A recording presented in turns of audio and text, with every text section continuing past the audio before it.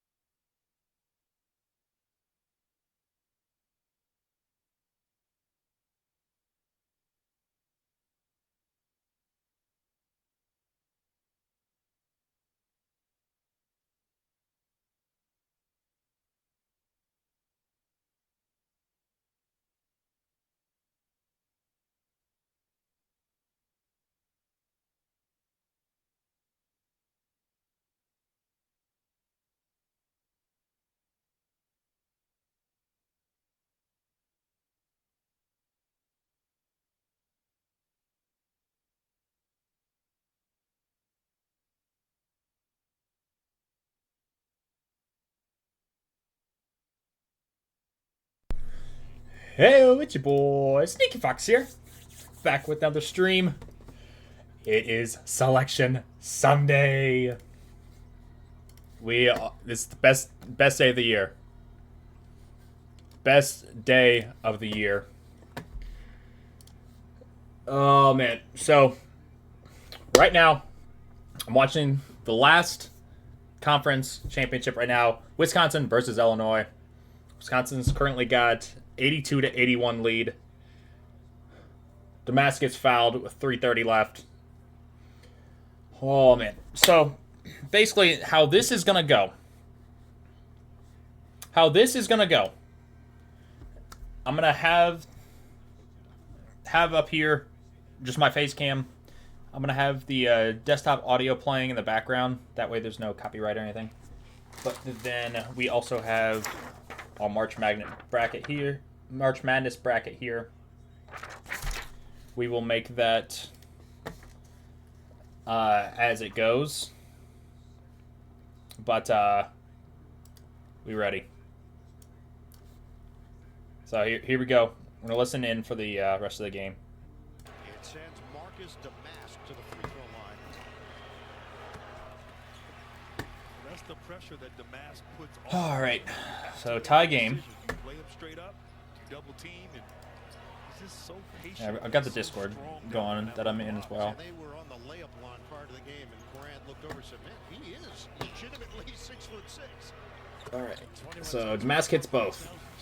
We're gonna throw this up. Oop, I forgot to stop there. I'm not gonna do this on kick. Okay, miss.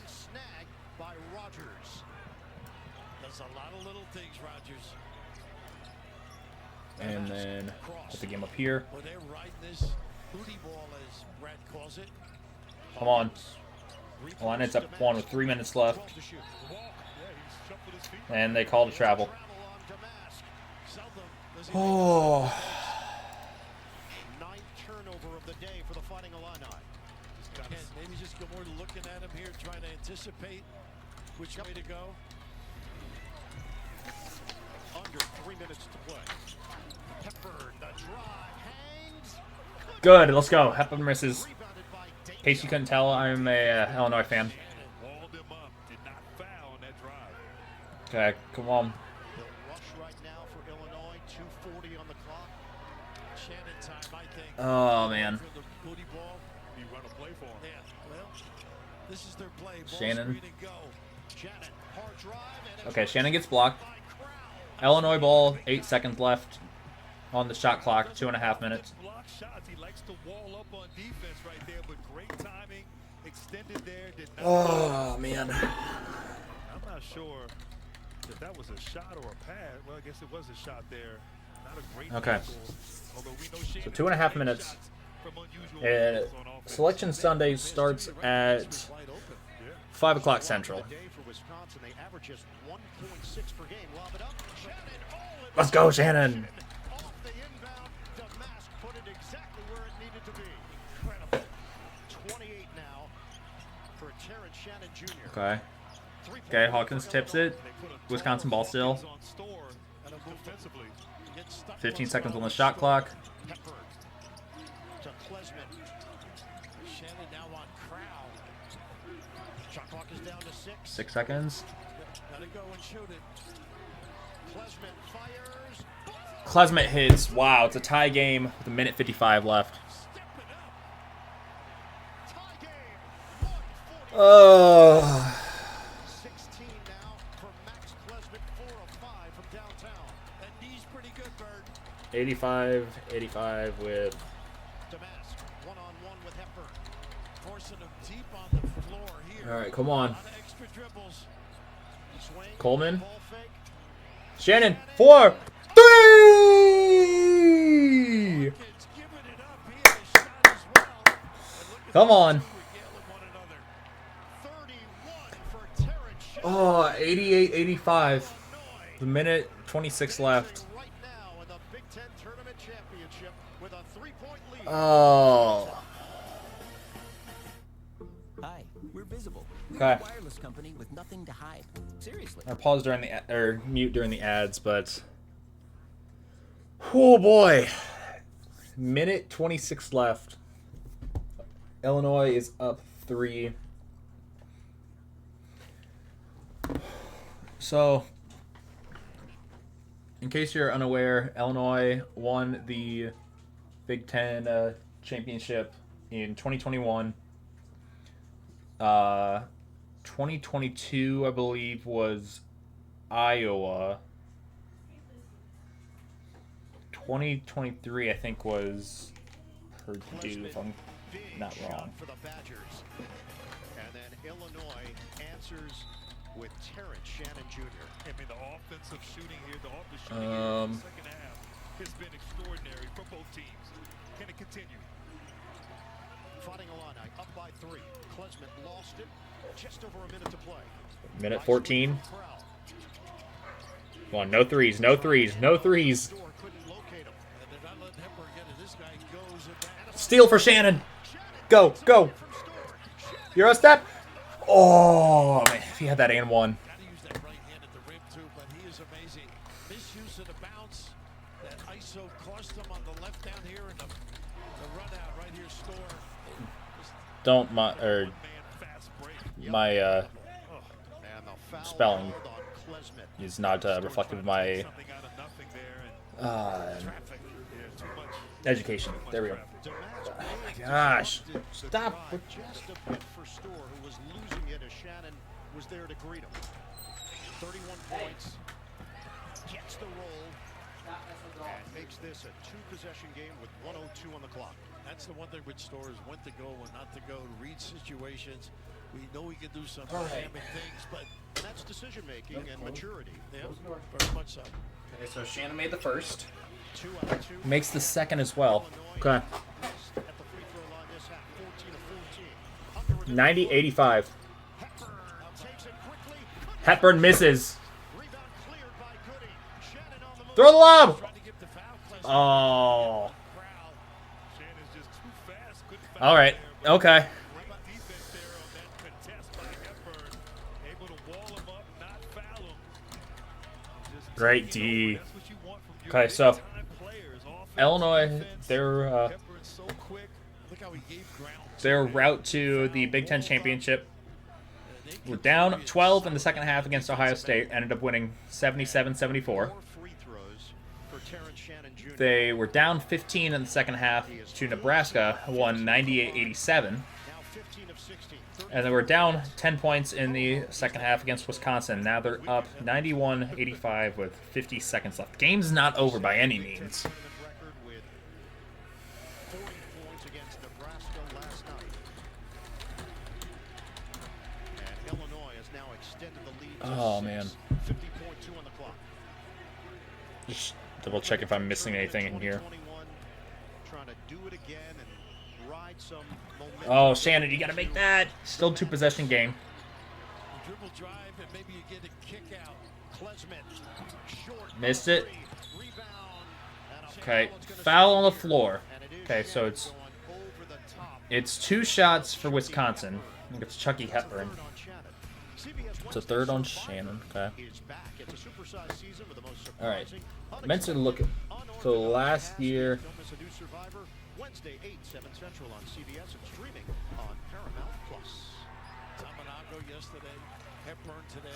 so it looks like last year, yeah, Purdue won Both ends of the floor. And right now, 67-65 against number 10 seed Penn Sit this State. defense like they did against Purdue, forcing the turnover. Still some time left. Try to get a steal, Okay, but Chucky Hepburn makes the first, so it's 91-86. was on the floor for Illinois. And McGee on the floor for what Makes the you second. said. Okay, Chucky Hepburn Get extra 91-87, 41.8 seconds left. get it in. Hawkins. Hawkins. 4 seconds. Move it Gets around. to Shannon. To Damask. Drive. Ooh, hard foul. Okay. And then the question was all about the landing. protecting himself pretty good. Okay. I also think some help here. Making sure I don't know if His body got turned I don't know around. about Could have landed and been much worse right there for Damask. I think that's a just hard foul. I think so too. basketball. Last player's under review. Basketball He play. got him on the arm as Damask was trying to extend towards the rim. Yeah, I think this is just Head over to the scorers table to take a look at this. hard common foul. Jeffrey Anderson and Earl Walton. Let's check in with Gene Steratore. He just saw the same replay sequence. Gene, what'd you see? Well, you know that McGee's got to make that foul on a hard play there, guys, and I just feel like it's a hard foul. I don't think it rises to the level of flagrant. I don't think Damask is in a vulnerable position or gets undercut. Just a hard foul basketball play. I think they just shoot 2 and we keep playing. Yeah, I think in excuse me, in real time it looked worse than what it actually is. You're giving up his secret. I mean, he's just going for the contest, so I don't think there's anything flagrant about that. The last play is just a common foul. And Yeah, exactly as flagrant. It's not a flagrant. Sorry. Yeah, I think the other part, and this is just human nature, guys. Often the result, what happens, can dictate your opinion. If Damask is sprawled out, if he's grabbing his knee, if he needs attention, Or how hard he hits the and how hard he hits the floor. It is a response. Damask did a good job landing on All right. 2 feet, and he For that hard foul, I'm not gonna like say, oh yeah, this guy needs to be exiled to as it could have been. Norway or something. But So Damask will shoot 2. They got 2 studs. so 2 shots for Damask here. 35.5 seconds left. Steps in. I think the key to that Makes the first. 92-87. The X factor, Hawkins. He can score, shoot with confidence. Obviously, he does the little things, versatile. But this Illinois team can have a deep, deep postseason run. Yeah, he's a willing passer too. That's what I like about Hawkins. Projected Okay. as a 3 seed by Well, we got Damask. Makes the second. So it's still 2-possession game. this result's gonna 93-87. lose it all, but a result Does Wisconsin go for the 2 or does they go for the 3? I think at this point they have to go for the 3. 93-87 down to 23 Yeah, there's seconds left. 22 seconds left on the clock. Fly, that's off the mark. Missed 3. Rebounded by Hepburn. Chucky Hepburn rebound. That's off the side of the backboard. Shannon's got it. Shannon gets rid of it. Down court. Hawkins the catch. All right.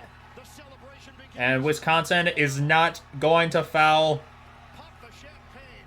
which means Illinois wins the Big Ten championship. Knock off Wisconsin. Let's go, Big Ten champions. 93-87 the final. Let's go. And the fighting Illini of the Big Ten That was a really good game. Impressive and tough-minded.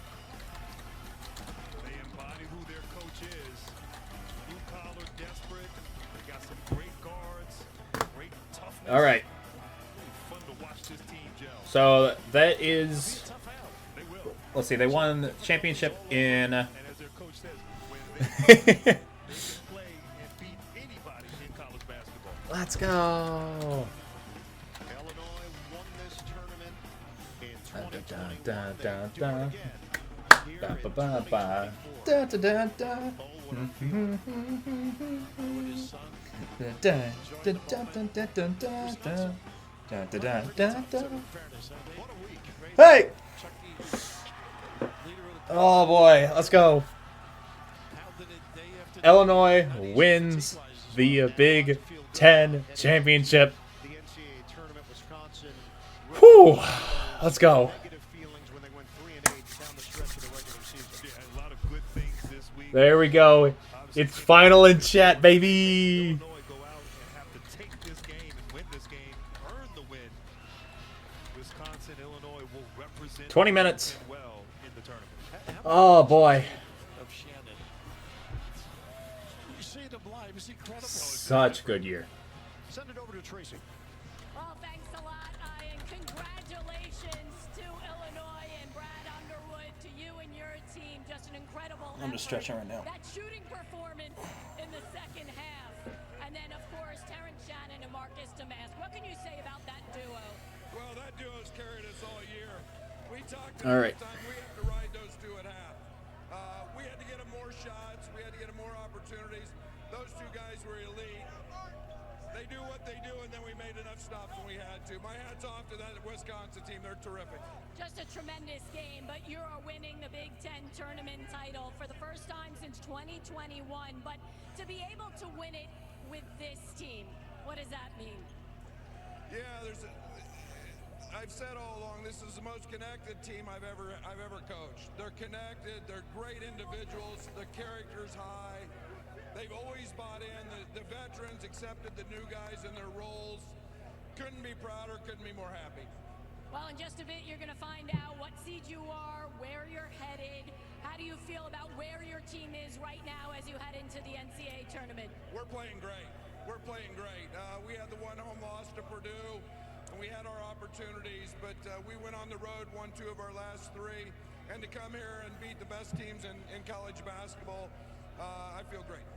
Congratulations. Good luck in the tournament. Thanks, Tracy. All right. There we go. Tracy, Illinois wins it. Final score of Whew. 93-87 here in Minneapolis. Oh boy. Tracy Wolfson, Gene's Freaking territory. love CBS this crew, Ian Eagle, theme. saying so long from Target Center. Selection show is coming up at 6 Eastern. First, we'll send you to Adam Zucker and Company at our studio, Capital One Tournament Central. After Oh, these man. messages, excited for all the madness. We are ready here. All right, so we've got 17 minutes until Selection Sunday. Whew. Best time of the year. Best time of the year. Oh my gosh. Whew. So, we know for sure. I'm actually going to pull up Discord, or not Discord. Hold on.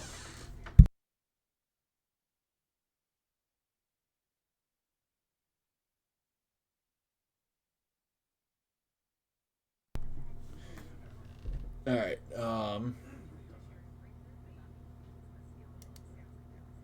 What was I gonna do?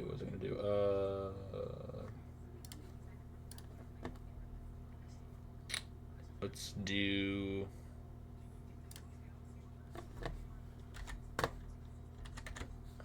Let's do.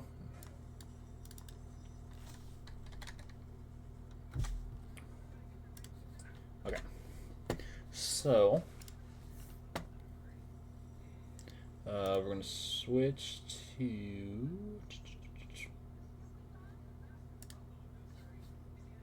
properties,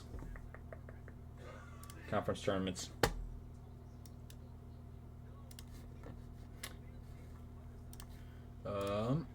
Okay, there we go. But yeah, as you can see here, I don't know why the pictures aren't loading. Let's just okay, there they are. So there have been 32 teams that are officially into the tournament. So we're going to run through these here real quick. Stetson knocked off Austin P. We have Vermont over UMass Lowell out of the American E. The American was decided right before this game. UAB beats the Temple Owls, an 11 seed that nearly won 5 games in 5 days. The A10, you got Duquesne versus, or they knocked off the 5 seed Virginia Commonwealth. And then a team that did do 5 wins in 5 days, NC State, knocks off North Carolina last night, 84-76. You had what was a questionable offensive showing by Houston.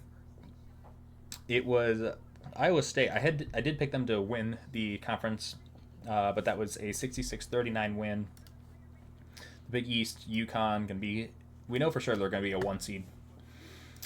Houston's still gonna be a 1 seed as well, but then Montana State defeated Montana Grizzlies 85-70 in the Big Sky. The Big South, Longwood defeated UNC Asheville. That was last week, I believe, last Sunday. And then Illinois defeats Wisconsin. Purdue, we know, is going to be a number 1 seed as well. They lost to Wisconsin yesterday. The Big West, last night you had Long Beach State defeating the UC Davis. It's kind of funny because all 3 of Long Beach State, all 3 of their games, they beat a UC team. And the Colonial, you have Charleston defeating Stony Brook 82-79. Conference USA, you had Western Kentucky defeating the UTEP Miners 78-71. The Horizon League, Oakland making it back for the first time since 2014, I believe. Chicago State, despite being the only one on here, is not going dancing. The Ivy League, Yale had a buzzer beater win earlier today, 62-61 over Brown. And then St. Peter's Peacocks, they're back in the dance after upsetting Fairfield in the championship, 68-63. The MAC, we have Kent State losing to Akron. So that one was it was a good game. I was watching that. Or at least had it on, and Kent State was up 1 with like 4 seconds left, and one guy fouled intentionally, not knowing time and score, and they lost the game because of those free throws. You'll feel really bad for him. Into the MEAC, we have the Howard Bison defeating Delaware State 70-67. New Mexico Lobos versus the San Diego State Aztecs. That was a really good game, very back and forth. The Lobos secure. They were on the bubble going into this game, but now they're automatically in the tournament. Missouri Valley, the Fighting Larry Birds did not have enough to defeat the Drake Bulldogs. Wagner defeated Merrimack 54-47 in the NEC. The OVC, you got the state of Moorhead knocking off the Little Rock Trojans. Oregon defeated the Colorado Buffaloes last night, 75-68. The Fighting Toothpastes, they're not actually the Fighting Toothpaste, but just because it's Colgate, everyone says that that's what it is. But they beat Lehigh 74-55. The SEC, that one finished before, it was like, I think just before Illinois, Wisconsin tipped off. The Auburn defeated Florida Gators 86-67. The Samford Bulldogs defeated the East Tennessee State Buccaneers 76-69 in the SoCon. The Southland Conference, McNeese State defeated Nicholls State 92-76, and this McNeese State team, they're gonna be one to watch out for. Grambling State defeated Texas Southern last night 75-66 to go dancing. The Jackrabbits defeated Denver 76-68. The Sun Belt had Arkansas State losing to James Madison 91-71. St. Mary's Gales 69, Gonzaga 60, and then the last automatic qualifier, Grand Canyon Antelopes defeating UT Arlington 89-74. Now I'm going to take a small break here real quick, and I will be back before we start here. But just enjoy the music for the time being.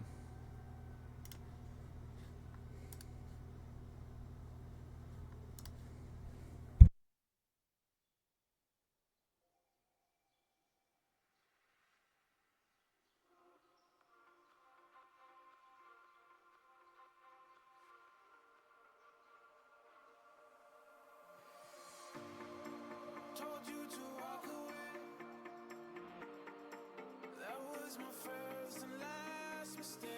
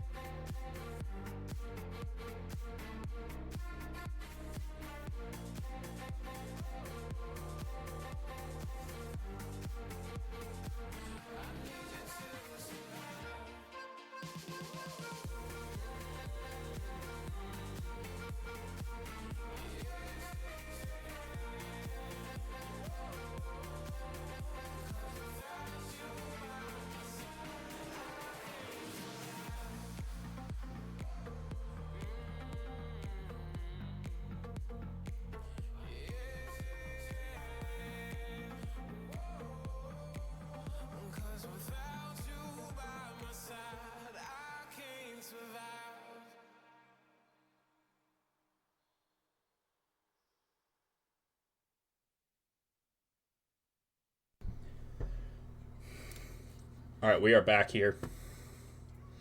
Let's unmute. Here we go. Okay. There goes my headset. Alrighty. We are ready. I just gotta double check. I gotta see if I missed anything here. A lot of the server wants Purdue to lose, and I can't say that I don't want it to happen either. I think Edie is, like, he's a decent player, but he's very overrated. He's a free throw line merchant, and Big Ten refs definitely allowed some of Purdue's success. Like, throw him back to... Oop.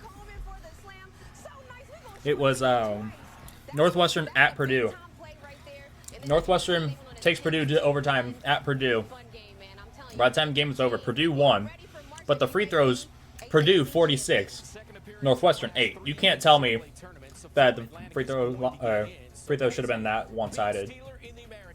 So the board is set. 32 automatic bids, including 5 more here today. We just saw Illinois punch their tickets here on CBS. Stetson and Grambling State making their first ever trip.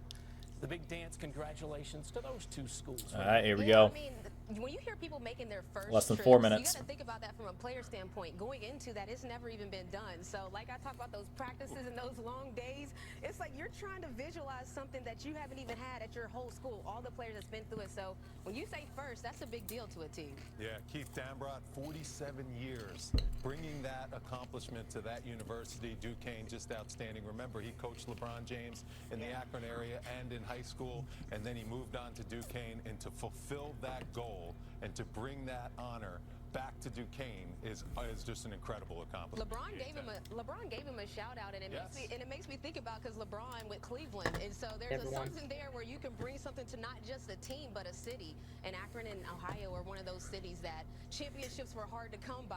So this is big for the city and for the state. All right, we got 30 seconds. Could there be a Cinderella or 2 or 3 or even more on that list? For me, it would have to be Darren DeVries and the Drake Bulldogs out of the Valley. That's my choice. Also, see, I don't know. Akron, It all depends on the matchups and everything. Illinois, now he's coaching Akron. They have the ability out of the MAC, my old school, to get a couple wins. Hey, well, may the odds be ever in your favors, because I don't see Drake making it too far. You saw the countdown. Get those pens. Maybe they win a game, but lose the second one. The NCAA basketball championship selection show is coming up next. Renee Montgomery, Wally Zerbiak, Guy Brinstover. Good luck to all the teams about to hear their names called. Let's go! Every spring, we marvel at Oh, man. a tradition Got less than 2 minutes. The Masters this April on CBS and streaming on Paramount Plus. Colbert's got Chris Hayes and from Elsbeth, Harry Preston. Oh, man. It's SUV madness in March at Cardinal Buick GMC. 3 new SUVs, all 3. I'm trying to find something real quick. 49 down. Bring 49 down and pay $349 a month at Cardinal Buick GMC. Oh, hey, Jack, going up? Actually, no, Justine. My famous 2 tacos are still just 99 cents when you order on the Jack app or online. Could you press 6, please? I'm going up. Get my famous 2 tacos for just 99 cents, only on the Jack app or online. You could go from point A to B, or you could go to point X. We're going to download that. Go to Google Drive.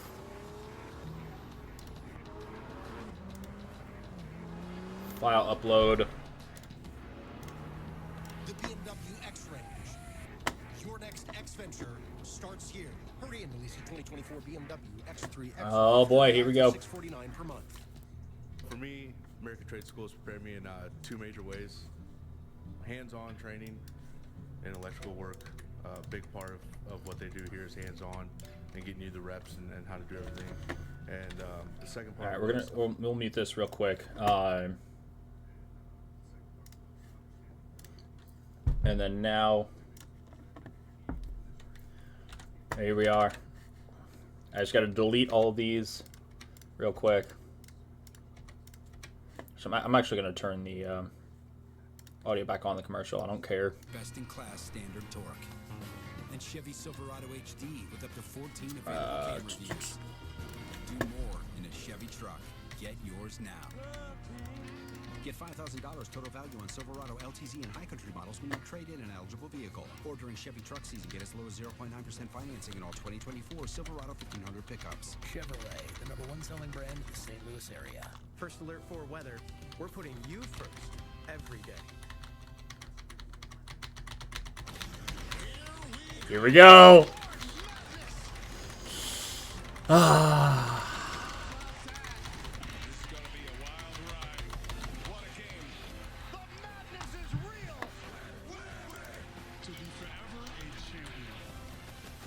Oh boy, here we go.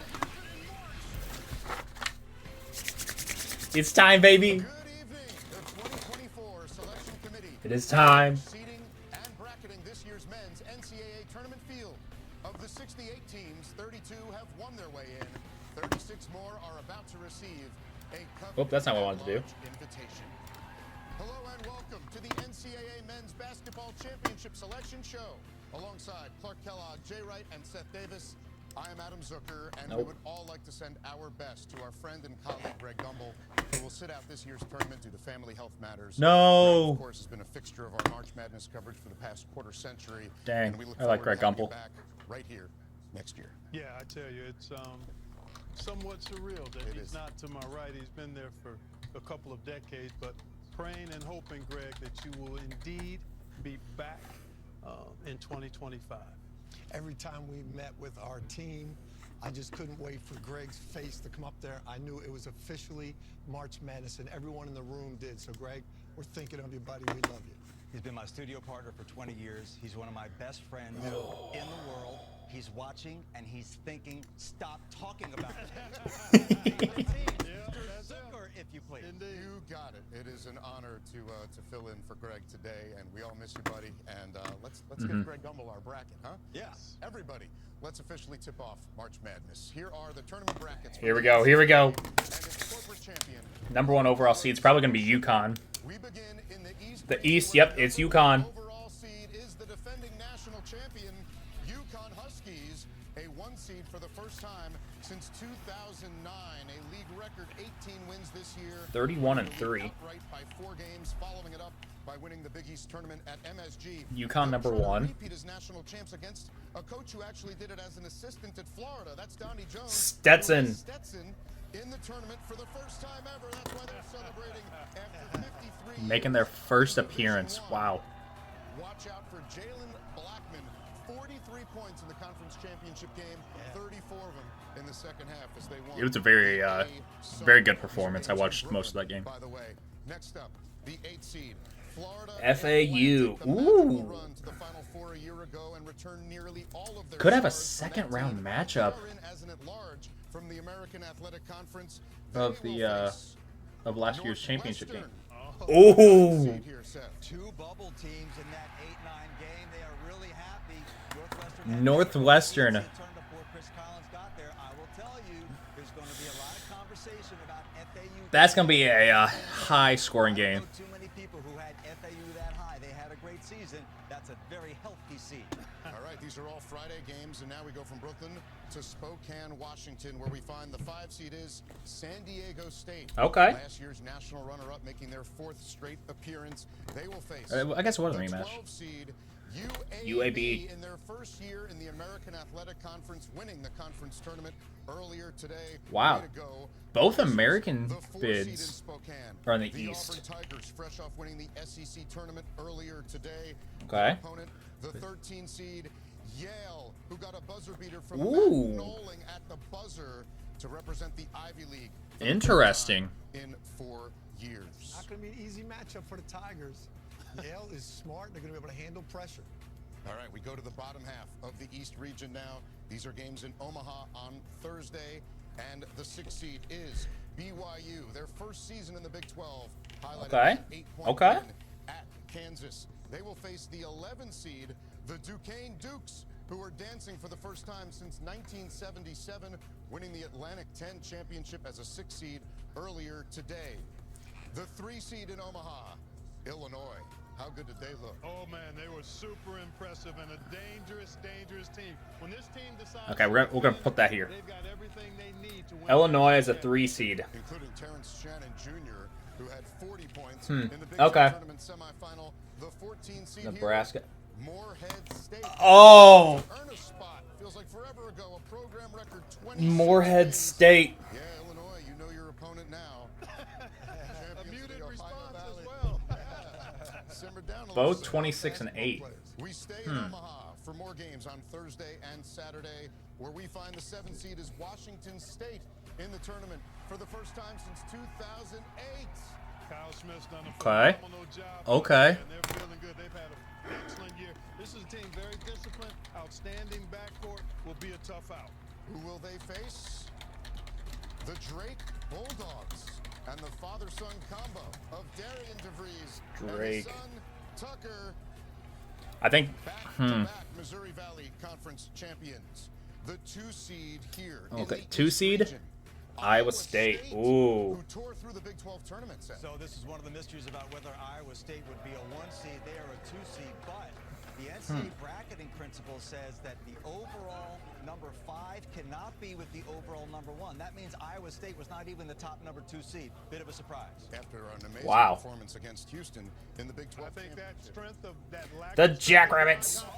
The committee has been adamant about making that a strong contingency for strong criteria Huh. for top seed lines. And their opponent, the Jacks, who are in for the 2nd time in 3 years. South Dakota State, the All right. League champs. Alrighty. Zoom out and transition back up to the top of this bracket. Seth, what stands out to you? Well, Hmm. UConn, FAU, San Diego State. What do those guys have in common? They were all in the Final Four. That's right. In San Diego Yeah, State, that's shocking. 5 seed last year. Exactly right. So, you know, they're a very strong team, but I think this sets up very well for UConn. And looking at a potential UConn-Auburn Sweet 16 game in Boston, no need to have a shot clock in that one. That's going to be a high-flying affair. I think this sets up great for the Huskies. Yeah, it looks Wow. really good. I actually love this Florida Atlantic team to possibly make another run, but against a team like UConn, if Wow. in fact they get by Northwestern, would be a tall task. And we want to go to the bottom of this bracket now. I tell you what, Illinois has been so impressive. But keep an eye, folks, on Moorhead State. They've got one of the best players in the country in Riley Minix. He's a terrific 21-10 guy, and that team is really balanced. Love what Washington State has done, and obviously Iowa State. They're on the 2 line against a pretty good South Dakota State team. Listen to my man when he talks about Moorhead State. He calls these teams early.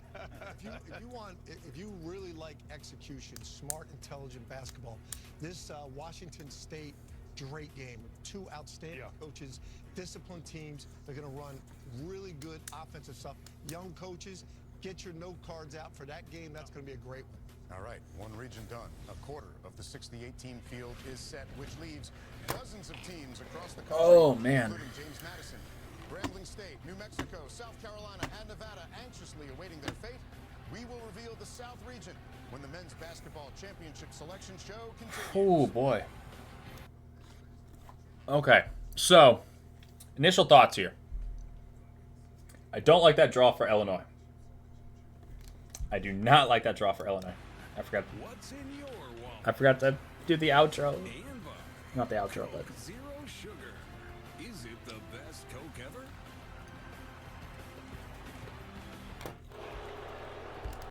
all right. So I do not like that draw for Illinois. That Moorhead State's going to be a hard game. BYU, they can shoot the lights out. I think Iowa State would be advanced past Drake in that scenario. But yeah, so I'm with the Discord. I'm confused how Duquesne is an 11 seed. But also, yeah, 4 tournament champions all in one league. That is interesting. I don't understand that. Like, obviously, like, we can't be in the same league as Purdue, or the same section as Purdue.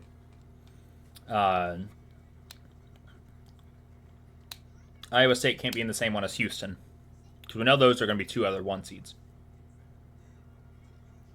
But that is interesting. So FIU shouldn't be an 8.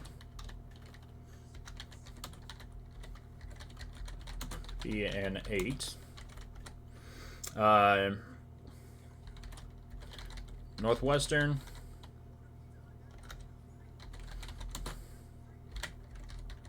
Should be higher in my opinion. Probably take that 8 seed or that 8 line. I'm shocked. I'm not gonna lie. I'm a little shocked that UAB is that high. But then again, there's a lot of teams that finish their conference tournament under 500. So it's interesting. I'm not gonna lie. I don't know how to take that. Yale versus Auburn. Usually it's a 4-13 upset. I think Auburn's gonna. I don't think that game's gonna be close. I do not think that game's gonna be close.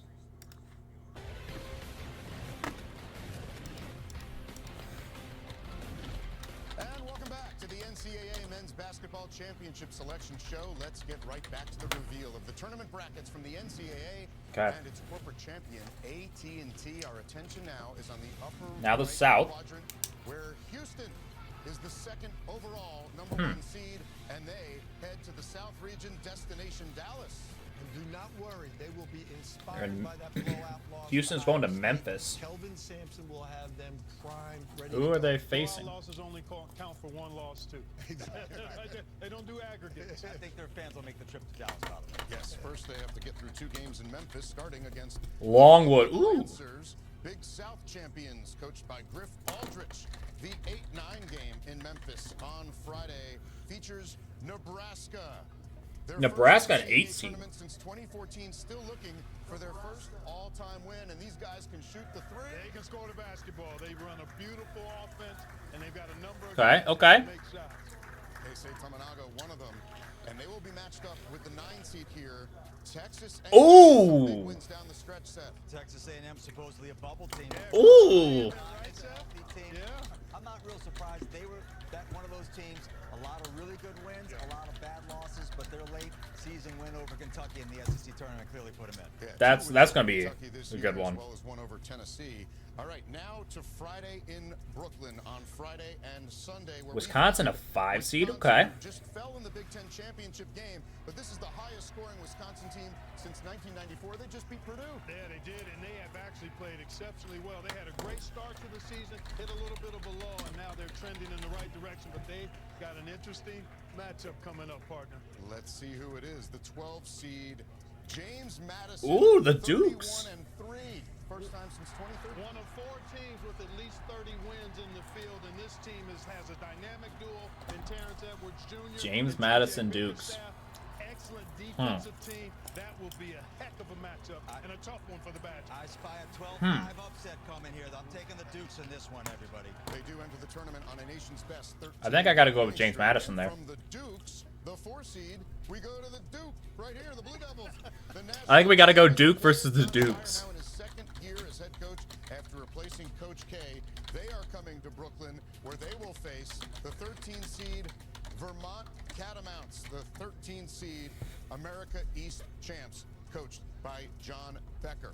So now we go to the bottom half here of the South region and games in Pittsburgh on Thursday. Okay, 6 seed. Saturday. The 6 seed is Tech. Texas Ooh. Tech. Grant McCaslin making his first NCAA tournament appearance as Texas Tech head coach. They are matched up with NC State. Oh. They went on 5 wins in 5 days, including over their 2 in-state rivals to win the ACC championship. Emotionally, how much can NC State have left? Winning a conference championship like that is so big to you. Yeah. They got to regroup. They need 2-3 Wow. days off. Well, they do. Wow. Practice one of those days. Yeah, right. NC State's going to have the fan support there in Pittsburgh Still celebrating their first compared to Texas tournament Tech. title since 1987. And Kentucky how on the about 3 line. here?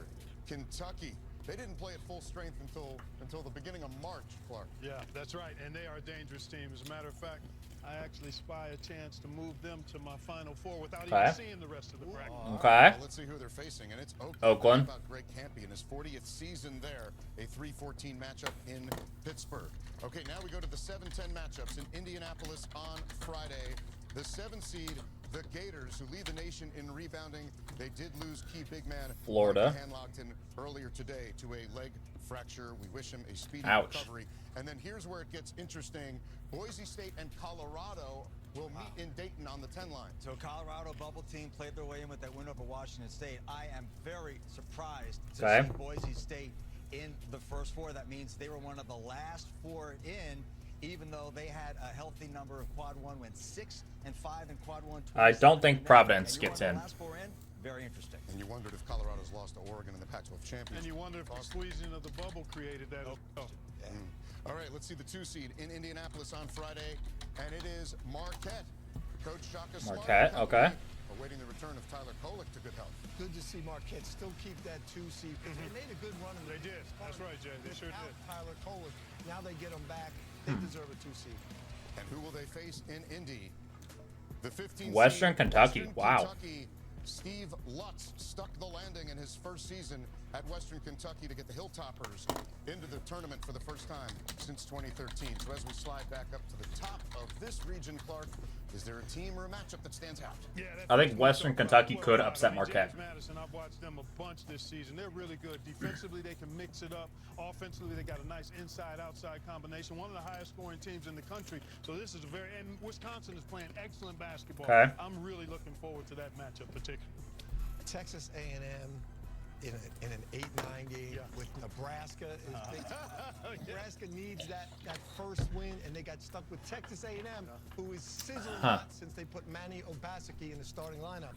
If we move down now to the rest of the bracket there, I'll tell you one thing. Kentucky is really interesting to me. I don't think Virginia makes it either. Coaches that has always been known as a defensive coach has kind of changed and gone offense. There's a couple I teams don't that think feel Nebraska, that. or not Nebraska, How far Virginia can will it make take it. them?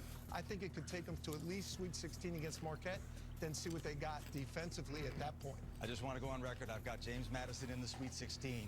Again, I'm surprised to see Boise State is a 10. The big question on this side of the bracket is the health of Tyler Kolek. Yes, no doubt. But either way, the way that Kentucky plays, it gets up and down the floor. I know Florida's got an injury issue too. Yeah. But Kolek to me is a big-time X factor in this tournament and certainly in this side of the bracket. A lot of high-powered offenses who will have to potentially get through a very good defense in the Houston Cougars All right. as well. So the wait is now over So. for half the field. 2 regions down, 2 to go. Will it be joy or heartbreak for the teams So. anticipating their fate in this year's NCAA? The first 2 And as we head to break, another look. Joyous reactions. regions. I'm gonna try and input these right here real quick. Show continues on CBS. I think that's the best part of March Madness, just seeing all the like celebration and everything. All right, and then we'll pull up. All right. So here we have UConn, Stetson. Also, it's kind of funny not having the one of the playing games as the like facing UConn. So FAU, give me Northwestern here, or put Northwestern here if I could type. San Diego State,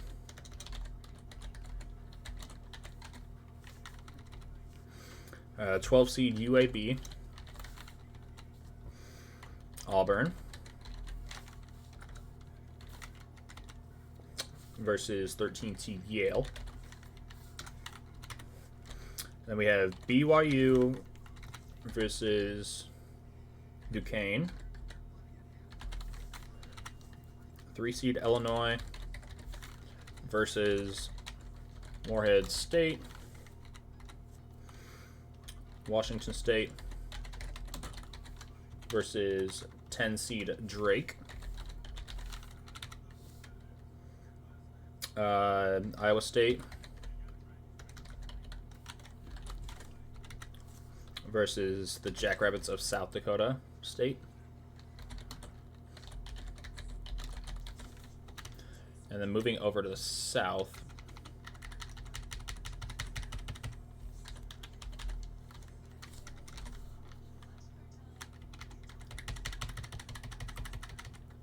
I think Kentucky got a good draw with the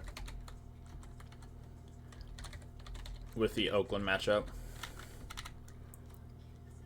Nebraska.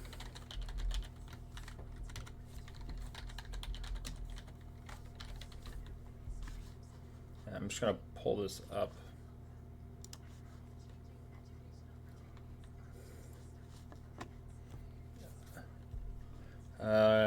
Wisconsin, James Madison.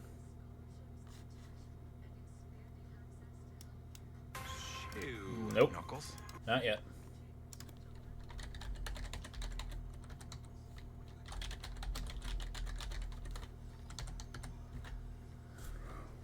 Okay, so it should be after this ad here. This is the CBS ad.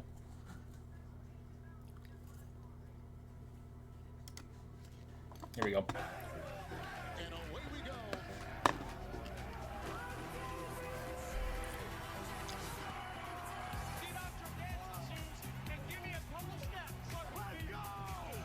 Blue Texas Tech.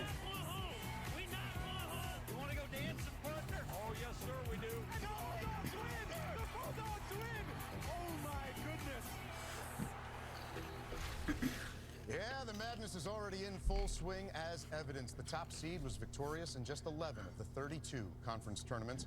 Halfway through the bracket now, many conference champs still wondering where they'll be slotted and who they will play. And so back to the brackets now from the NCAA and its corporate champion, Capital One. We are in the Midwest region now, the lower right quadrant, where the Purdue Boilermakers are the third #1 seed. And of course, this is Zach Edey's last ride. Just became Purdue's all-time leading scorer Saturday in the conference semifinal classic. Overrated. Won by Wisconsin. They will face the winner from Wednesday's matchup at Okay. the first four in Dayton between Montana State, the Big Sky champs, and Grambling State making their first NCAA tournament. Yeah, congratulations to the Tigers of Grambling State and Deontay Jackson, their head coach. He's been knocking on the door and finally gets that ticket scanned. SWAC champions. Congratulations to Grambling State. Now to Friday in Indianapolis, where we find the 8 seed Utah State, who in Danny Sprinkle's first season returning 0 points from last year's tournament team. They won the Mountain West regular season title, and they've got a guy named Great Osabor. Better watch out.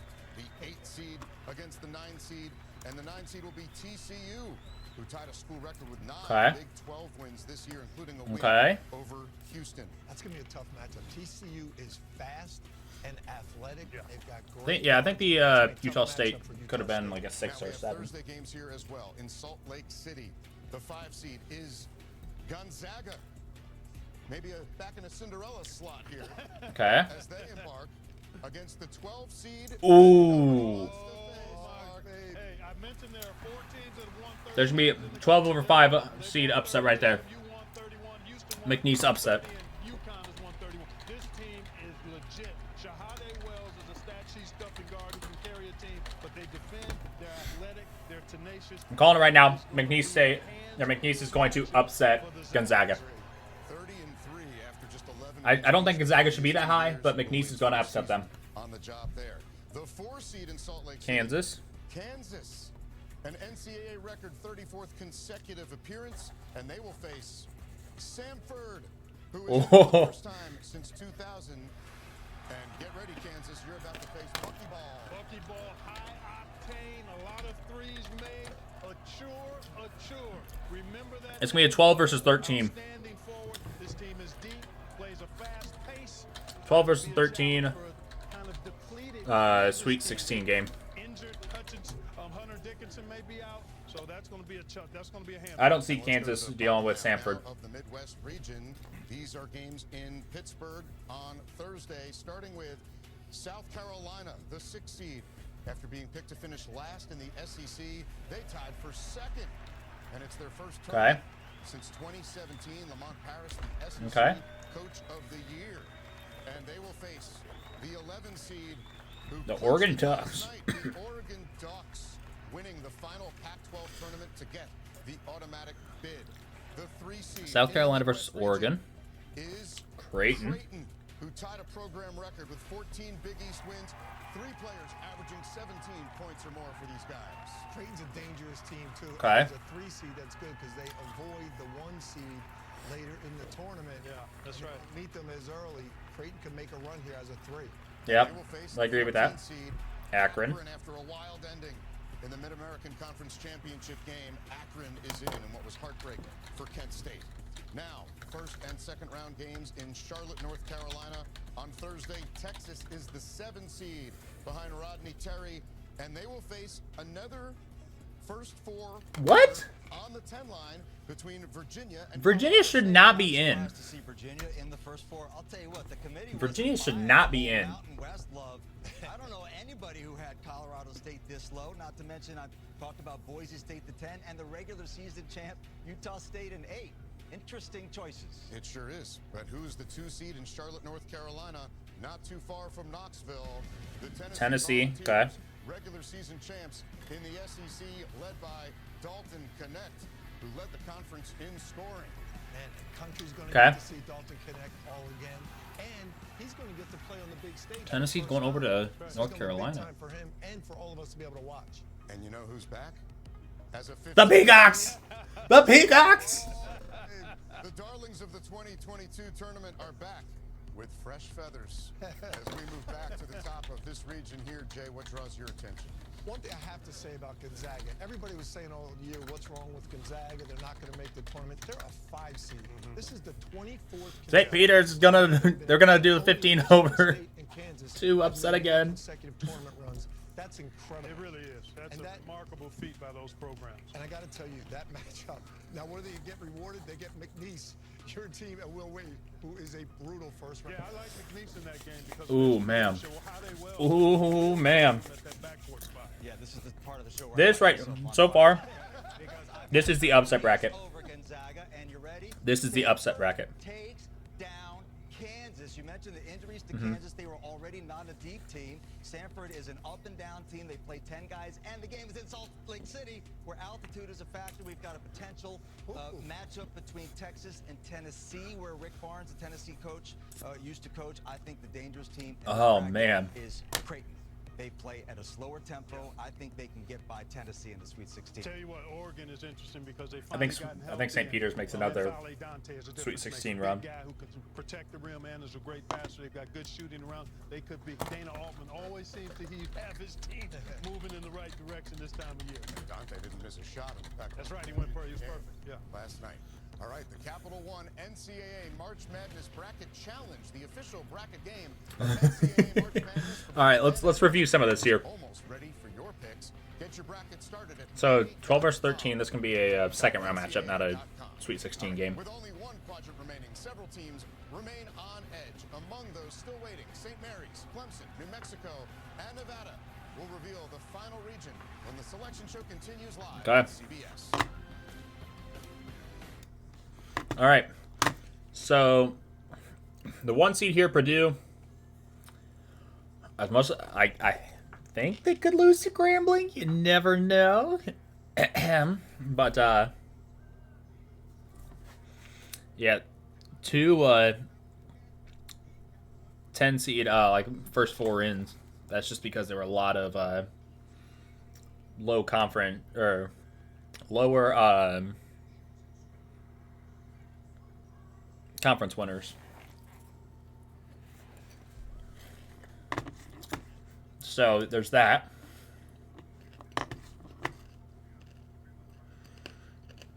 There's definitely that. Yeah, and Indiana State's not making it, which I'm a little upset about, actually. But just with so many low teams. St. John's is out. Yeah, Big East are only getting 3 teams. That sucks.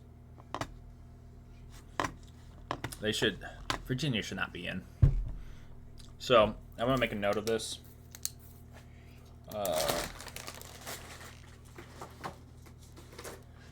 Where is my marker? Where is my marker? There it is. On the ground.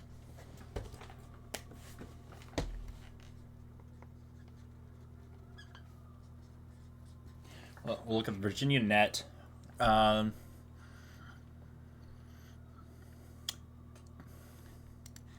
Yeah, the Sycamores got fucked. I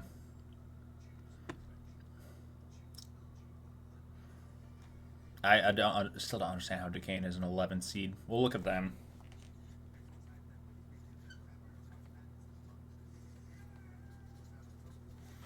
If I can find them. Yeah, Providence is going to be out, which is very sad. I thought they had a good year. I really thought they had a good year. Yeah, the Big East sending 3 teams is crazy.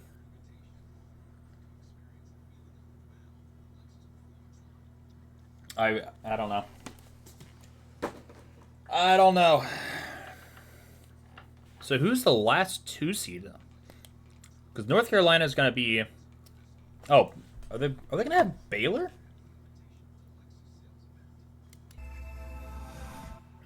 Are they going to have Baylor in?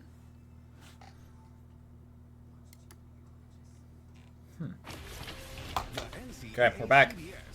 We are back. Would like to recognize and thank our official NCAA corporate champions and corporate partners for their ongoing support of the NCAA and NCAA student athletes throughout the year. We are back. All right, welcome back. 3 brackets down with just 1 to go. Probably still several teams and their fans on the edge of their seats right now as they wait to see if their school makes it into the big dance. But that wait is now over. It is time for the final region of the tournament brackets. From We the now NCAA have and the its West. corporate champions. We are going to the lower left North Carolina. region, where the North Carolina Tar Heels are the 4th number 1 seed. Jay, I concede to Clark. He is absolutely right. The committee did not play well with Iowa State's poor non-conference schedule. And so they are the 1 seed, and they are going to Charlotte, and they're also Howard versus on Wagner. Tuesday night. Howard from the MEAC in for the 2nd straight year, and they will face Wagner, who's in for the first time since 2003. Just 7 healthy scholarship players as they won the Northeast Conference Championship. Also in Charlotte, also on Thursday, Mississippi State. Mississippi State with Chris Jans coaching these guys. They are in at 21-13, facing the 9 seed Michigan State. Really? Yeah, they had kind of played their way onto the bubble, especially with all these bid thieves coming in late. So a little bit high for a bubble team. Wow. But I think they're properly seated. The committee got that one right. All right, in this region, we are cut up between 4 locations in a couple of days. So on Friday in Spokane, we get the 5 seed St. Mary's, West Coast Conference. St. Mary's. It was so long ago they won the conference championship. Don't forget about them. They're playing hot. Just came up 2 wins against Gonzaga this year, won the tournament. This is a great team with Matheny in the backcourt, Marcelonis. They are a very dangerous team in this tournament. Going to be a lot of Gonzaga fans in the area. And they are going to face Grand Canyon. Ooh. It's the Antelopes. I tell you what, this team is top 20 in field goal defense. They can bang inside with St. Mary's, and they also. I don't like that draw for St. Mary's. And they've got a player in Tyon Grant Foster. I don't like that draw for St. Mary's. Player potentially that is dynamic. This is going to be a heck of a matchup to lock into, folks. Those 29 wins, a school record. The 4 seed going to Spokane. It's a cross-country flight for Alabama, who led the nation in scoring average with over 90 points a game. Their opponent, 13 seed Charleston. Share flight. Charleston on a 12-game winning streak, including the CAA championship. Don't let them get to 80. They're 20-0 when they do so. We go to the bottom half of the West Region games in Memphis, Tennessee, where the 6th seed on Friday is Clemson. A season highlighted by a win at North Carolina, their first on the road against the top 3 team in nearly 50 years. And now they get to see who they're going to face. And that is the 11 seed Richard Pitino's the Lobos. New Mexico Lobos, who left no doubt yesterday on CBS, winning the Mountain West Championship. A feisty team to deal with. Watch out for Jalen House. 28 points last night. Congratulations to the Lobos. The 3 seed in Memphis is the Baylor Bears. Ooh. 6 players averaging double figures for these Who is the guys 2 seed as then? They match up with the 14 seed Colgate Raiders, who won the Patriot League regular season and conference tournament championship game. Now we go to Salt Lake City for games on Thursday. What? No. That's not what I typed. Dayton What? is in as the 7 seed. Again, people describe Dayton as a bubble team. They went out early in the A-10 tournament. A 7 seed Wait, is not why a is Dayton a 7 seed? Very safely in. And Dayton I don't like that. face in Salt I Lake City, don't like that. Nevada, who is in at 26 and 7. They get to celebrate. Hey. That's how you like to see that confetti. And now we just have 2 teams left to reveal. The 2 seed in the West region, destination LA, is Arizona. Oh, Arizona. Yeah. Third in the nation in scoring, and they won the Okay. final Pac-12 regular season title. Yeah, they were terrific all season long. Had a bump or 2 here, but this is a dynamic offensive team. Okay, Arizona's a 2 seed. Talented enough to be a 1, but as you said, a couple bumps. Yeah. That means the last team's Long Beach And they State. will face, and this is a wild story, Long Beach State head coach Dan Monson and the school had agreed to a mutual separation on Monday, but then they just kept winning the Big West tournament, and now they are in the field of 68. March is time for madness and miracles. That's exactly right. And renewed vows. All right, let's refocus our attention here at the top Wow. of the bracket. Clark, go first. Yeah, I tell you what, this Michigan State, Mississippi, all the 8-9 matchups, but with Tom Izzo, I read that he's about a 65% winner in games where his team is the lower seed. You cannot go against Michigan State. And they played some of their best basketball here lately. Even though they haven't gotten the win results, they're playing better. They are playing well right Yeah. now. Exactly right. Great game against Purdue in the tournament. Yeah, by the way, how about North Carolina, the job rebounding from last year's disaster to get a #1 seed, where if they go to the Elite Eight, they could play Arizona in what will be called the Caleb Love game, because Caleb Love now playing for Arizona. And A little ground to cover before. Yeah, a little bit, I know. Well, I like to look ahead, Clark. But you mentioned about Grand Canyon. They have been in the tournament 3 of the last 4 years. They won the WAC regular season. They won the WAC tournament title. I like them to beat St. Mary's, and I think they're going to beat Alabama because they're going to have the geographic home court advantage out there in Spokane, Let's go to the bottom and see what you got at the beginning of the bottom. Well, I actually like Clemson to get to the Sweet 16. I think that's a comfortable matchup for Baylor. They can slow them down. And again, look at Nevada. They're happy to be in as a 10 seed. Committee was not feeling the Mountain West. They got all the teams in, but they didn't get great seeds. I'm with you, though. I think Arizona's got a great path here to get to the Final Four, get matched up against Carolina. They look pretty good right here where this matches up. Also, New Mexico is a really hot team right now. They are rebounding. They get the 3 guards, House, Dent, Mashburn, but they are rebounding extremely well. They're scary. Very scary. All right, guys, the breakdown of the conferences that earned multiple bids looks like this, and you just mentioned the Mountain West, the Big 12 and the SEC leading the way with 8 teams. The Mountain West places 6 squads in the field, topping their most ever. How about that 3 next to the Big East? I mean, that's a huge story today. Okay, so first 4 out. St. John's isn't even among the first 4 out. And yeah, we're looking now at the last 4 in and first 4 out as we turn our attention there, and the teams that barely made the tournament and the teams that were close but did not make the field. Is there a team that you feel should have been in that was left out, and if so, who would you take out? Well, definitely no one's pounding the table on this. If you played your way out of the bubble, I'm shocked that Colorado State is the last team in. I had Seton Hall in, Virginia out. You could absolutely make a case for Virginia. Unlike Seton Hall, they didn't have any bad losses. But again, St. John's, I had St. John's as my first team out, and they weren't even on that list. And Indiana State showed up well, aside from Yeah. But I go back to your point, Seth. When you get to this point and you're trying to differentiate, it becomes splitting hairs, and somebody's going to be left out. And the way the stoop got compressed here with 4 Still don't agree with Virginia. teams that were not going to be at-large candidates winning conference tournaments, that really created more teams than we've had in a while that were being considered and may have been in the field had it not been for the circumstances of the weekend. What do we have? Atlantic 10, ACC, Pac-12, American, Pac-12. those were the 4. 4 conferences that knocked out probably 4 of these teams. Yeah. By the way, Indiana State was 29th in the net. That's the highest ranked net team to be left out. All right, good point, guys. All right, game on. Fill out both the men's and women's brackets for a chance to win a new 2024 Nissan Rogue with a 3-year subscription to satellite radio and a trip. Oh, man. Final Four.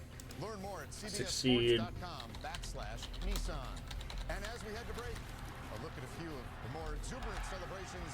Up next, we'll talk with the gentleman who Wow. oversaw the selection process, selection committee chair, Charles McClellan. Wow.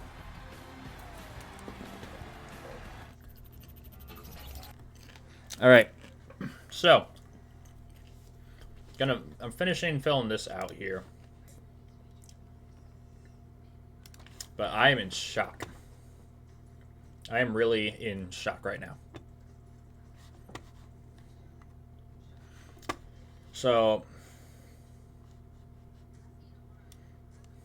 that's not what I wanted to do.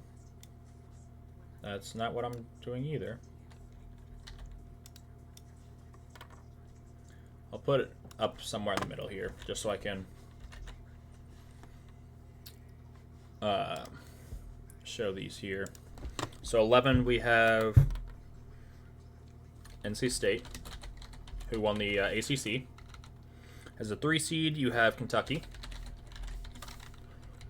facing Oakland. 7 seed, you have Florida. Either Boise State or Colorado. As the 2 seed, you have Marquette versus 15 seed Western Kentucky. And then in the Midwest, you have Purdue versus Montana State or Grambling.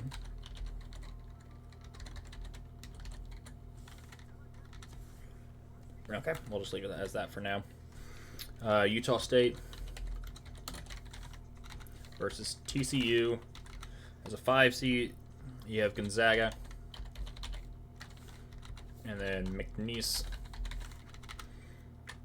As a 4, you have Kansas versus 13th seed Samford. 6, you have South Carolina versus Oregon. No.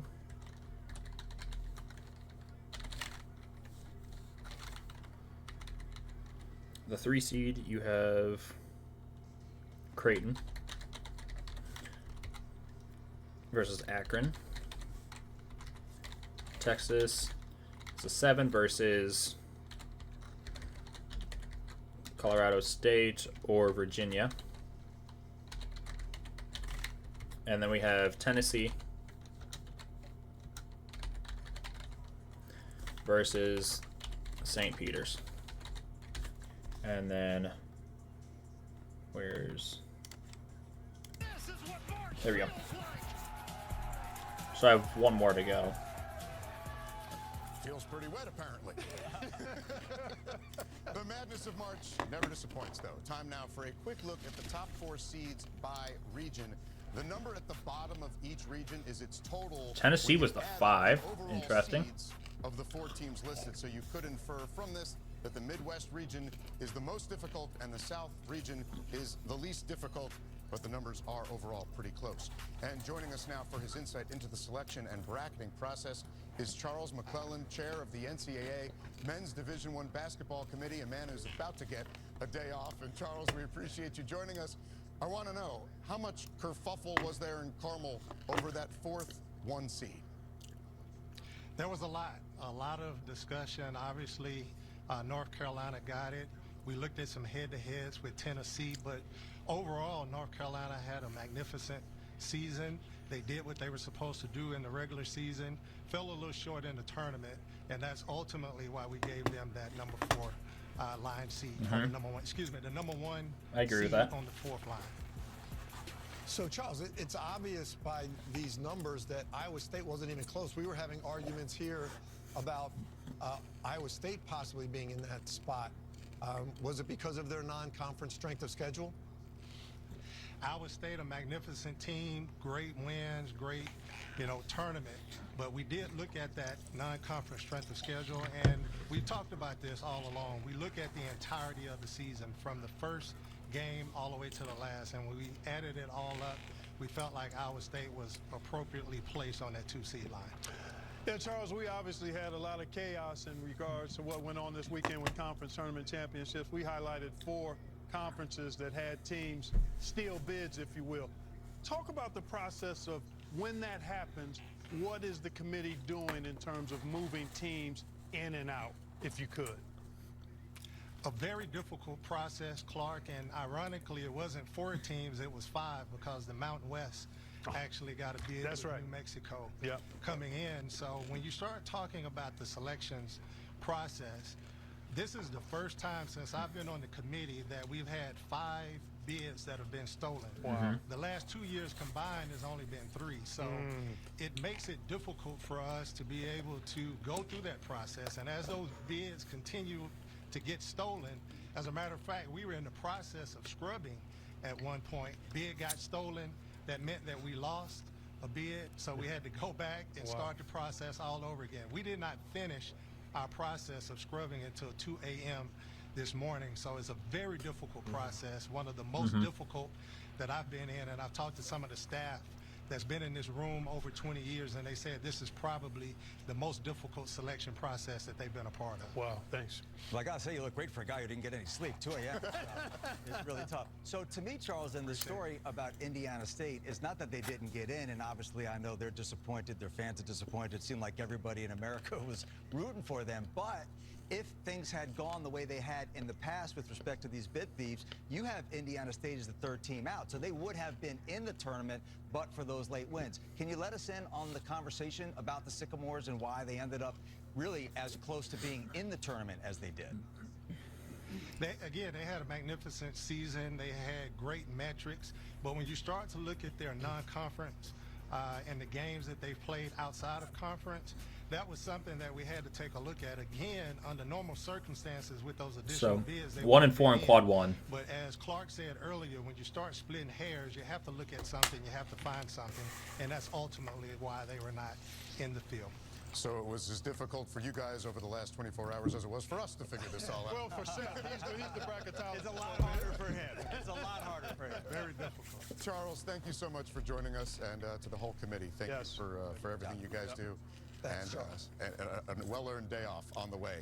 Our March Madness coverage officially gets underway with the first 4 games built by the Home Depot on Tuesday and Wednesday at 6 Eastern on True TV. First round action begins at noon Thursday and Friday, with the second round on Saturday and Sunday. A week later, it's the Sweet 16 and Elite 8, and it all culminates with the Final Four and the National Championship from Phoenix, Arizona on TBS. On the other side of this break, the guys highlight their bracket busters and make their Final Four and National Championship predictions. The selection show continues after this. All right. So let's go fill that out real quick, that last quadrant of the bracket. So we have... Nope, wrong tab. We have North Carolina versus either Howard or Wagner. No, not Wagney. We have Mississippi State versus Michigan State here. St. Mary's. And there's Grand Canyon. 4-seed Alabama versus Charleston. 6-seed Clemson versus New Mexico. Nope. 3-seed Baylor versus the Fighting Toothpastes of Colgate. I don't know what their actual mascot is. We have Dayton versus Nevada. And then Arizona versus Long Beach State. Okay. So, initial thoughts. Potential upset picks. I could potentially see James Madison moving on. Nebraska versus Texas A&M. That's going to be a good game. I think Texas Tech wins this one over NC State.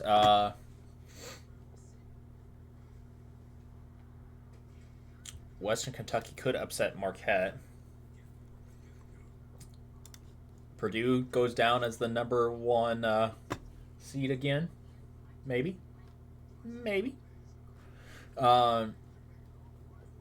McNeese State going to defeat Gonzaga. Samford's going to defeat Kansas.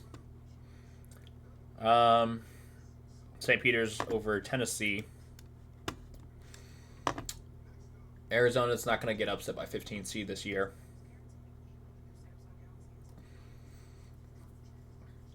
Like Nevada upsets Dayton. Colgate could upset Baylor. Like New Mexico State definitely upsets Clemson. Grand Canyon over St. Mary's ? And then Northwestern over FAU. Those are kind of my thoughts. Nope, not yet. We got another ad before it comes back on.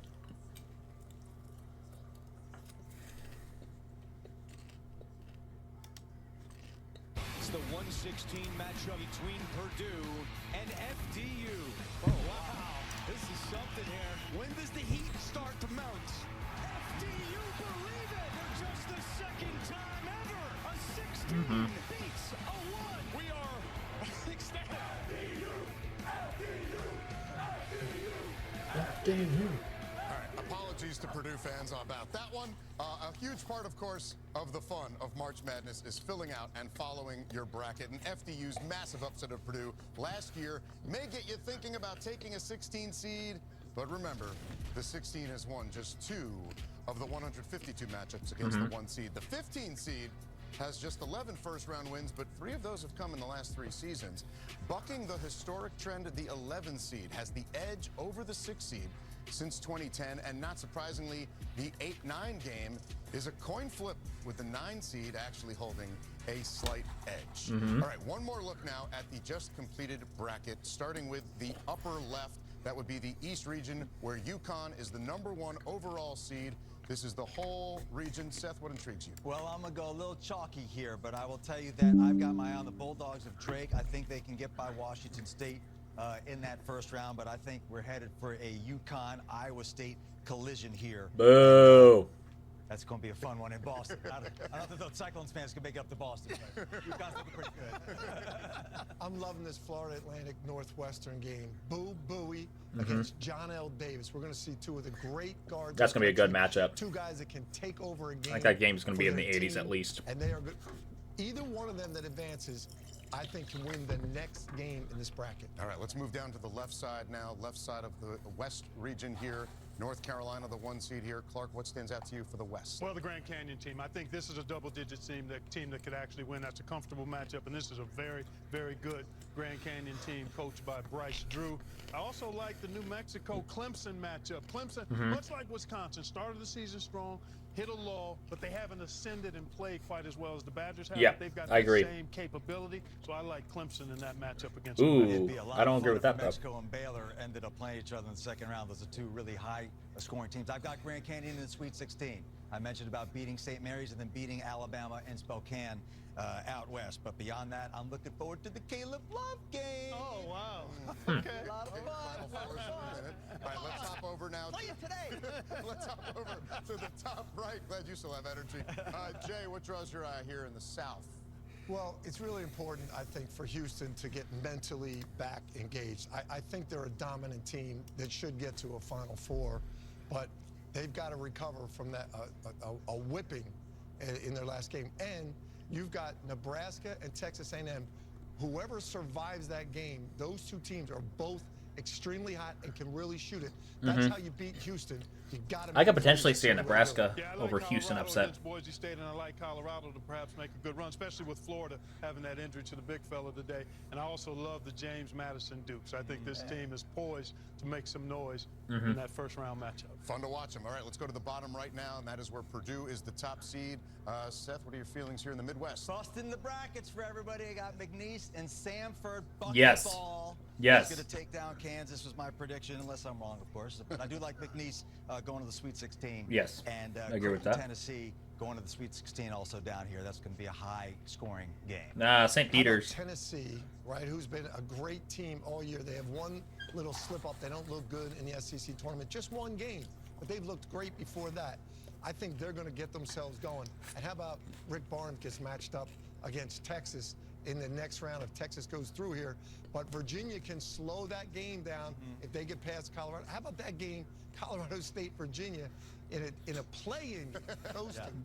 This is a great bottom part of the bracket here. Yeah, I like Purdue, obviously, as the #1 seed to get out of here, but I love the 12 seed McNeese Cowboys. And keep an eye on the Oregon Ducks. Dana Altman has a team that I thought underachieved a bit because they were hurt. All right, if we're going to help people, let's help them all the way, guys. It's time for your biggest picks of all. Clark, who makes it to the Final Four and who cuts down the nets? Hey, the aggregate number of the seeds in the Final Four last year was 23. We had a pair of 5s, a 4, and I've got UConn, North Carolina, Purdue, Kentucky, and I like Purdue and UConn. No way. That ain't happening. Huskies to repeat.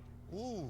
Well, no. I'm going chalky here for the Final Four. I admit I got UConn, Bro. I got Arizona, I got Houston. I'm being honest. I'm picking this one with my heart. I want them to go so bad, but Creighton and Tennessee scare me. These have been the best 2 teams all season long, UConn and Houston. I tried to talk myself out of UConn just to be different from everybody else, but there's a reason everyone's going to be picking UConn. I'm picking them too. They're the best team in the country. Jay? This is crazy. I feel bad for everybody that we're going here. Bro. We're all going with the chalk as much as it is. I'm rooting for Purdue, but I got Houston getting past them, and I just can't see anybody beating UConn in this tournament. You did the same Final Four as me 2 years in a row. Don't you ever learn. You can't be right if you're agreeing with me, Jay. We'll work on it. And that is all the time we have for this NCAA tournament selection show. Oh, boy. Enjoy the madness as it unfolds. A reminder tonight on CBS begins with 60 Minutes and the Russian resistance to Vladimir Putin, followed by new episodes. All right. So, I'm just going to go through my prediction here real quick. Now, I'm gonna start in the East here, and then work my way around counterclockwise. So North Carolina will advance. Unless I don't want to move on Michigan State, I have to. Grand Canyon, and then this is going to be a close game here, but I think I'm going to go Alabama. New Mexico, I could see this upset, but I'm going to go with Baylor. Nevada over Dayton, and then Arizona. Moving on past Long Beach State. Give me St. Peter's and Texas. Give me Creighton. And I think I'm going to go with... I haven't watched either of these teams really play much this year, though. It's my only thing. I did say I wanted to look at a couple nets, though, real quick. So, first I'm going to look at that Virginia net.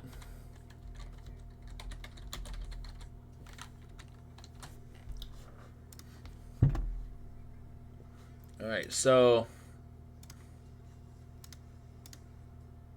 Why isn't the net wanting to work?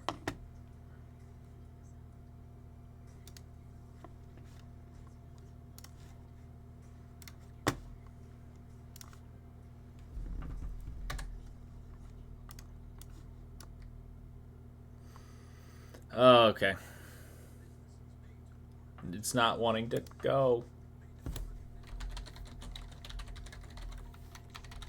Okay, let's start with... Nope, it won't even search Illinois.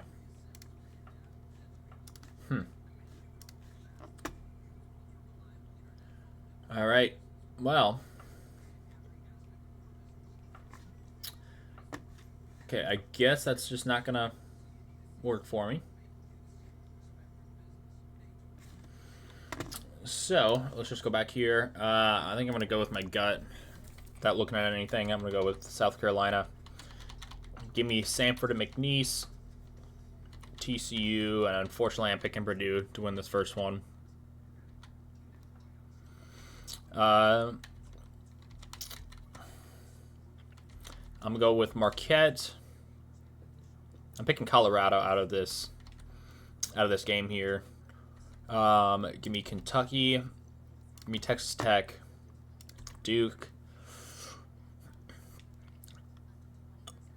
As much as I want James Madison to win, I gotta go with Wisconsin. And then Nebraska and Houston. And then over here we have... Yes, we know it. We know that. Give me UConn, Northwestern, San Diego State, Auburn, BYU, Illinois. This is going to be a good game. Give me Drake and Iowa State. Iowa State advancing there. Same with Illinois. San Diego State, UConn, I believe. Going into the East, we now have North Carolina. Give me Grand Canyon over Alabama. That's going to be a good game as well. Give me New Mexico and Arizona. Unfortunately, I'm rooting against St. Peter's here. But Texas and then Creighton. Give me McNeese here as the 12 seed. I'm going to go with TCU over Purdue. So yeah, this is a very interesting group. Or region, I should say. Houston over Nebraska. Ooh. High power offense or lockdown defense.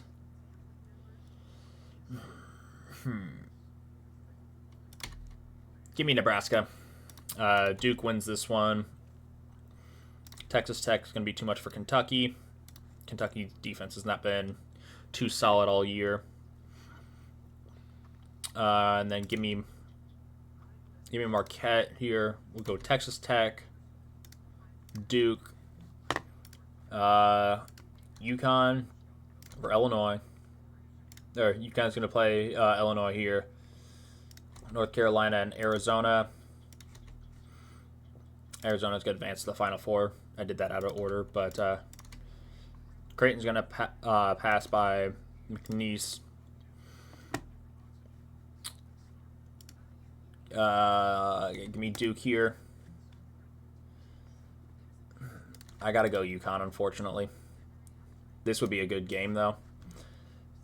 But I think Illinois would struggle with the post play. So we have UConn, Duke, Creighton, Arizona. We have a 1, a 2, a 3, and a 4.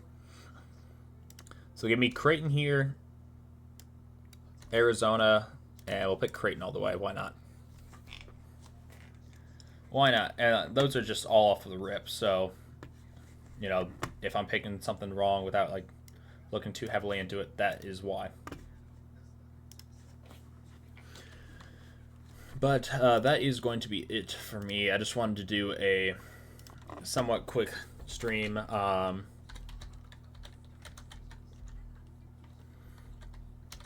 But we will be rating Derek the Guy. He's playing some MLB The Show. Probably going to hop in his chat for a little bit after I take a break from the computer. But no, overall, Selection Sunday, huge dub. Don't agree with all of the decisions for the bracket, like who made it, who didn't, but that is it right now for me. In the wise words of Matt and Matt, keep your dick on the stick. I'll see you guys next time.